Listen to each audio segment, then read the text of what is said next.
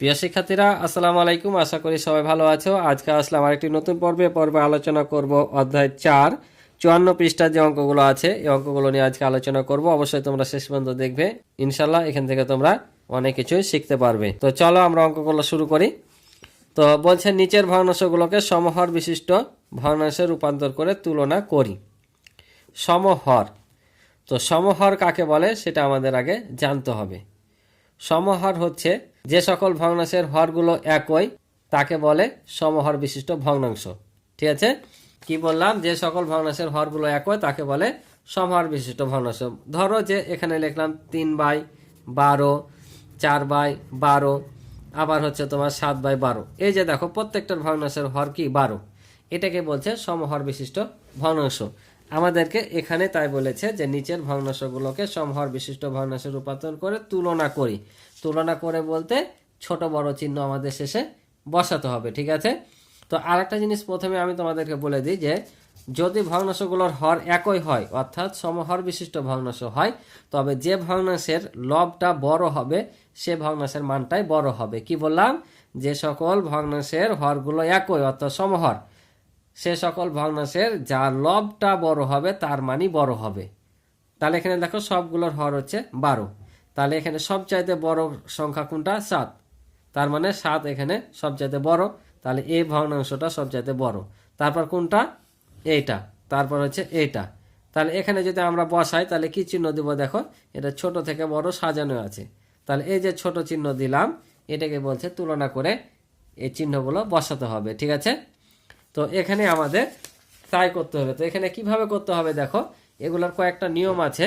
তো এখানে একটা নিয়ম দিয়ে রেখেছে, এই নিয়মটা তোমাদের শেখায়, অর্থাৎ এই পৃষ্ঠায় যে যে নিয়মগুলো দেওয়া আছে সেভাবে তোমাদের নিয়মগুলো শেখাবো, তাহলে তোমাদের সবগুলো শেখা হয়ে যাবে। তো চলো এটা কিভাবে করেছে দেখি। তো এখানে দেওয়া আছে 1/3 আর এখানে 1/5।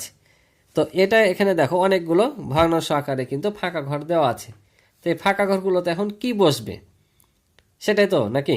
তো এখানে বসবে কি, এখানে প্রত্যেকবার এই লব ও হরকে একই রকম সংখ্যা দ্বারা গুণ করব আর এগুলোতে বসাবো। ঠিক আছে, লবকে যে সংখ্যা দিয়ে গুণ করব, হরকে সে সংখ্যা দিয়ে গুণ করব, দিয়ে আমরা এই ঘরগুলো পূরণ করব। তো এখানে 1/3 আছে, তাহলে আমরা আর 1 দিয়ে অবশ্যই গুণ করব না, যেহেতু 1/3 আছে আমরা 2 থেকে শুরু করব। 2, 3, 4, 5, 6 এভাবে যত দূর পর্যন্ত ফাঁকা ঘর আছে আমরা পর্যায়ক্রমে লব ও হরকে গুণ করে যাব। তাহলে আমরা 2 থেকে শুরু করি।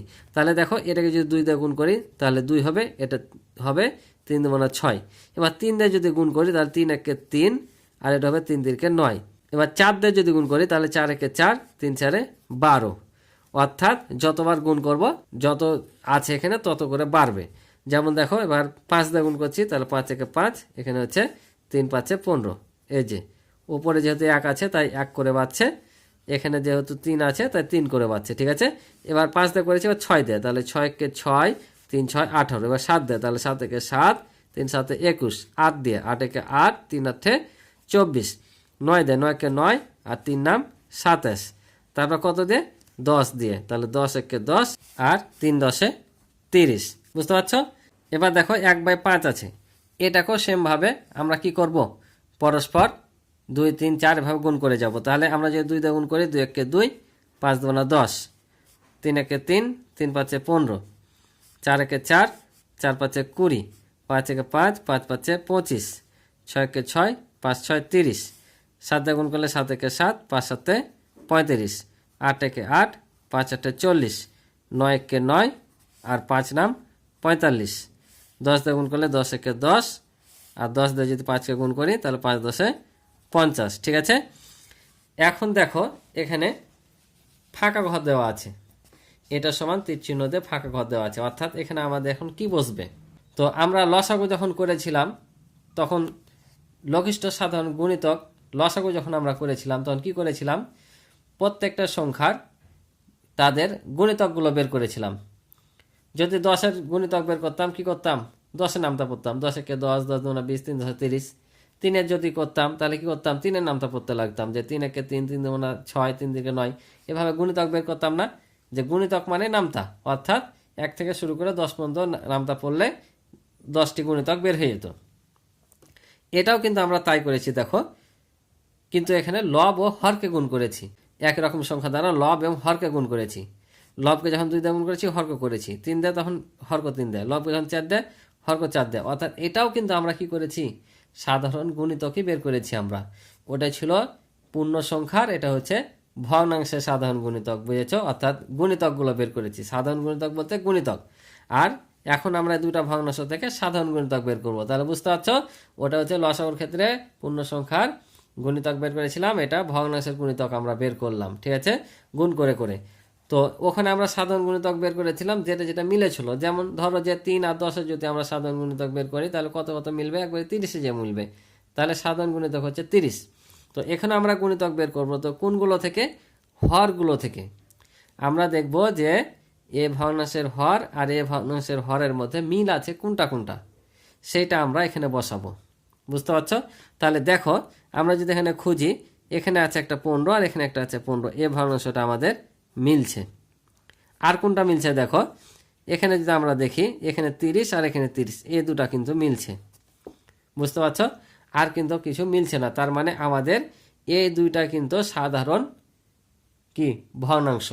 অর্থাৎ এই দুটা ভগ্নাংশের আমরা যে সমতুল ভগ্নাংশ বের করলাম, অর্থাৎ যদি আমি লসাগুর মতো করে বুঝাই, তো সাধারণ গুণিতক হচ্ছে এই দুটো আমরা পাইলাম, অর্থাৎ সাধারণ ভগ্নাংশ, ঠিক আছে?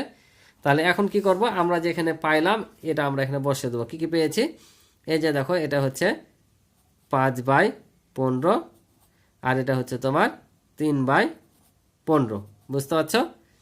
এখানে বসাবো কোনটা, এই যে শেষেরটা 10/30 আর এটা হচ্ছে তোমার 6/30, ঠিক আছে? এখন এখানে যে ফাঁকা চিহ্ন দেওয়া আছে এটা কি বসবে, এটা আমাদের বসাতে হবে। যে তুলনা করতে বলেছি আমি প্রথমে দেখালাম না, ছোট বড় সংখ্যা বসাতে হবে অথবা সমান সংখ্যা বসাতে হবে, অর্থাৎ আমাদের এই বড় অথবা ছোট চিহ্ন বসাতে হবে, ঠিক আছে? তো আমি কি বললাম, একই হর বিশিষ্ট ভগ্নাংশের যার লব বড় তার মান বড়। তাহলে এখানে কার লব বড়, এটা লব বড় না, তার মানে এই ভগ্নাংশটা বড়, তাহলে আমাদের এই চিহ্ন বসবে। এখানেও দেখো হর একই, তাহলে এখানে কোনটার মান বড়, এটা, তার মানে এটা বড়, তার মানে আমাদের এটা সমতুল ভগ্নাংশ, এটা সমতুল ভগ্নাংশ, এটা যেহেতু বড় হয়েছে এটাও বড় হবে, বুঝতে পারছো? তো এখানে আরেকটা শর্টকাট বুঝে নাও। কি বললাম, যে যদি হরগুলো একই হয় তাহলে যার লব বড় তার মান বড়। অনুরূপভাবে যদি সমলব হয়, অর্থাৎ লবগুলো যদি একই হয়, যেমন দেখো এটার লব আর এটার লব কিন্তু একই, তো সমলব যদি হয় তাহলে যে ভগ্নাংশের হর ছোট হবে সে ভগ্নাংশের মানটা বড় হবে। কি বললাম, সমলব বিশিষ্ট ভগ্নাংশের যে ভগ্নাংশের হর ছোট ওই ভগ্নাংশের মানটা বড় হবে। এটার ক্ষেত্রে বিপরীত, যে হর যদি এক হয় তাহলে যার লব বড় তার মান বড়, আর এখানে হচ্ছে সমলব যদি হয় যার হর ছোট সেই হবে বড়।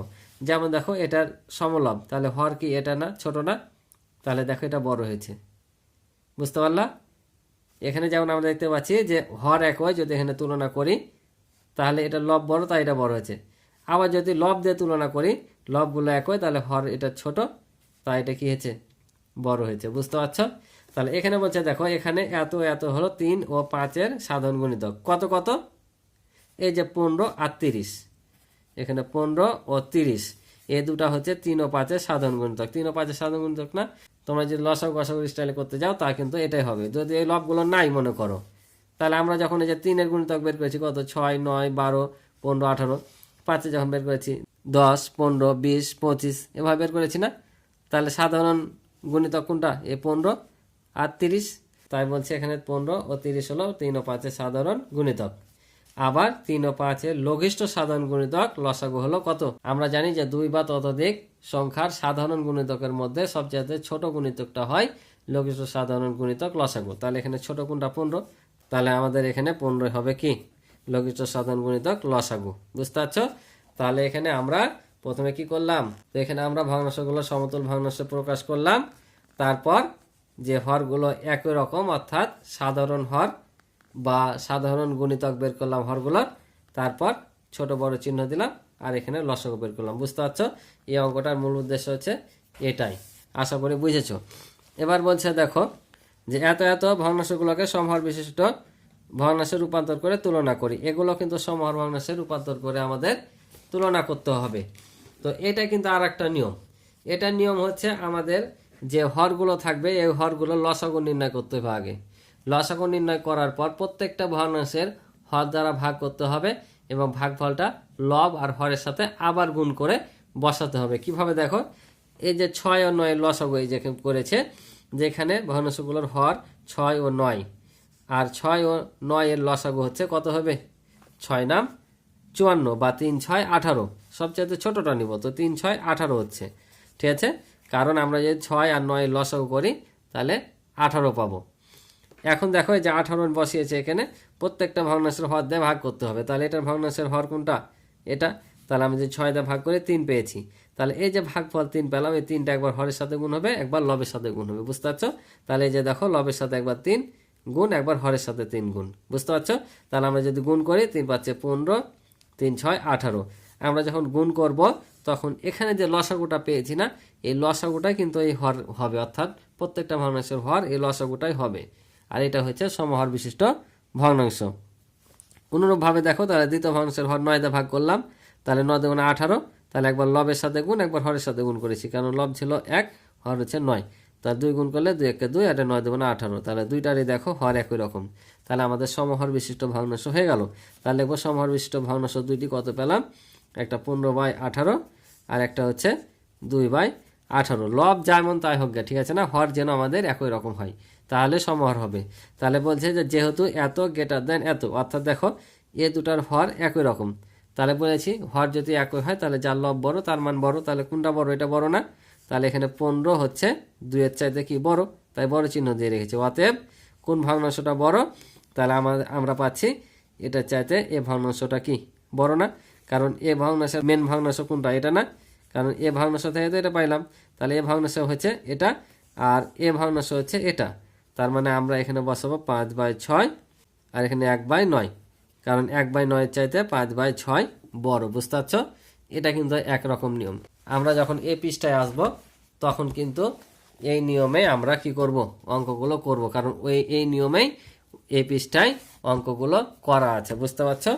এবার দেখো, এটাও সেম, বলছে এত এত ভগ্নাংশগুলোকে সমহর ভগ্নাংশে রূপান্তর করে তুলনা করি। এটাও আমাদের সমহর করে রূপান্তর করতে হবে। কিভাবে দেখো, তাহলে ভগ্নাংশগুলোর কি করব, হরগুলো লসাগু করে নিব। তাহলে ভগ্নাংশগুলোর হর কত, 8, আর 24-এর লসাগু কত হবে, 24 তো 8 দ্বারা বিভাজ্য, তাহলে 24ই লসাগু হবে। ঠিক আছে না? তাহলে এই যে এখানে 24কে আমরা কি করব, 8 দিয়ে ভাগ করব, ভাগ করলে কত, 3 8 24, 3 পেলাম। তাহলে এই যে এই ভগ্নাংশটা আমরা উঠিয়ে নেব সুন্দর করে, একবার লবের সাথে গুণ, একবার হরের সাথে গুণ করে দিব। তাহলে 3-এর সাথে 3 গুণ, 8-এর সাথে 3 গুণ, তাহলে গুণ করলে কত হবে, 3 3 9, আর এখানে হচ্ছে 3 8 24। এখানে যেটা লসাগু পাবো এখানে কিন্তু গুণফলটা আসবে, অর্থাৎ হরগুলো আসবেই। আবার এখানে তাহলে কত হবে দেখো, আমরা লসাগু 24 পেয়েছি, আর এই ভগ্নাংশের হরও আছে 24, তাহলে 24কে 24 দিয়ে ভাগ করলে 1। তাহলে এই যে লবের সাথে একবার 1 গুণ, একবার হরের সাথে 1 গুণ, তাহলে 1 1 1, 24 1 24। তাহলে এখন কি বসবে, সমহর বিশিষ্ট ভগ্নাংশ কত পেলাম আমরা, এই যে 9/24, আর এটা পেলাম 1/24, 1/24। তাহলে যেহেতু কোনটা বড়, এই যে এটা বড় দেখতে পাচ্ছি আমরা, 9 1-এর চাইতে বড়, তাহলে অতএব কোন ভগ্নাংশটা আমরা এখানে বসাবো, আমরা সবসময় মেন ভগ্নাংশটাই বসাবো, অর্থাৎ 3/8 1/24-এর চাইতে বড়। বুঝতে পারছো? এটাই ছিল এই পৃষ্ঠার অঙ্ক। আশা করি তোমরা অঙ্কগুলো বুঝেছো। তো ক্লাসটি থেকে কিছু শিখে থাকলে অবশ্যই তোমরা চ্যানেলটি সাবস্ক্রাইব করে আমার পাশে থাকবে, এবং ভিডিও ভালো লাগলে অবশ্যই ভিডিও দেখে লাইক করে দিবে এবং কমেন্টের মাধ্যমে তোমাদের মতামতগুলো জানাবে। আর ইতিপূর্বে যারা চ্যানেলটি সাবস্ক্রাইব করে রেখেছো তাদেরকে অসংখ্য ধন্যবাদ। তো দেখা হবে পরবর্তী নতুন পর্বে। আল্লাহ হাফেজ।